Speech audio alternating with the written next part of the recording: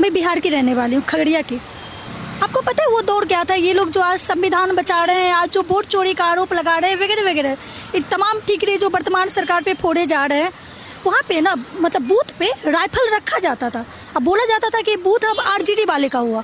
पूरा जो है ना मत जो बैलेट पेपर जो वोट पड़ते थे पूरा का पूरा कब्जा कर लिया जाता था और वो एरिया स्वघोषित जीत में बदल दिया जाता था। तो ये लोग उस चीज़ पे बात नहीं कर रहे हैं जिन्होंने लोकतंत्र की सरेआम हत्या की। हत्या नहीं है तो क्या है? आप एक बूथ को जाके लूट रहे हैं और आप बोल रहे हैं और आप वर्तमान सरकार पे आरोप लगा रहे हैं। जहां आप जीतते हैं वहां आप आरोप नहीं लगाते।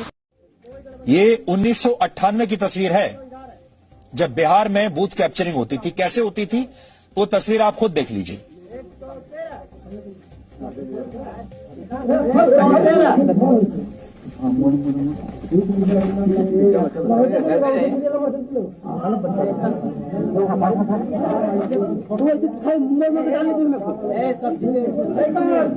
हमको ही मारा है। आपका क्या नाम हुआ? अनिल कुमार चौधरी। नहीं आ रहा है चौकीदार। चौकीदार सब कहाँ आ रहा है?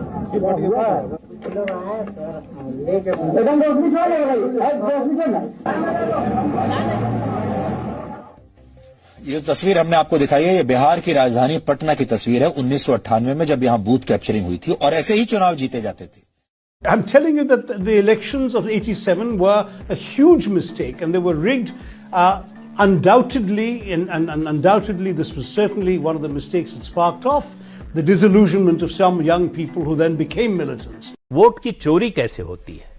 1952 पहला जनरल इलेक्शन, रामपुर से मौलाना आजाद चुनाव लड़ रहे थे, चुनाव हार गए। वहां से जो विपक्ष के उम्मीदवार थे उनको लगभग 20,000 वोट से जीता हुआ घोषित कर दिया। डीएम जो रिटर्निंग ऑफिसर होता है उसने, और उनकी पार्टी के लोग जुलूस निकालने लगे। तब तक पता चला, वायरलेस से पता चला, प्रधानमंत्री जवाहरलाल नेहरू, उन्होंने मुख्यमंत्री गोविंद वल्लभ पंत को फोन किया कि मौलाना को हारना नहीं चाहिए। तो उनका अब तो रिजल्ट डिक्लेयर हो चुका है।